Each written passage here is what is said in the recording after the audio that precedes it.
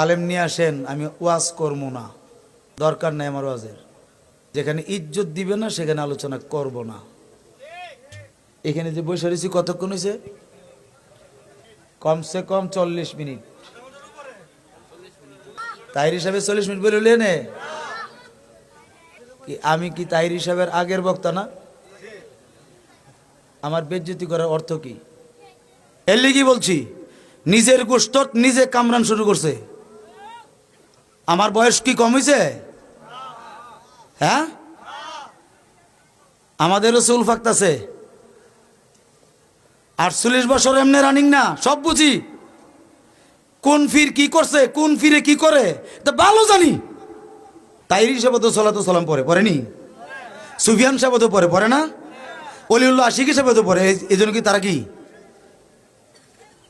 নাজায়েজ কাজ করছে? এগুলি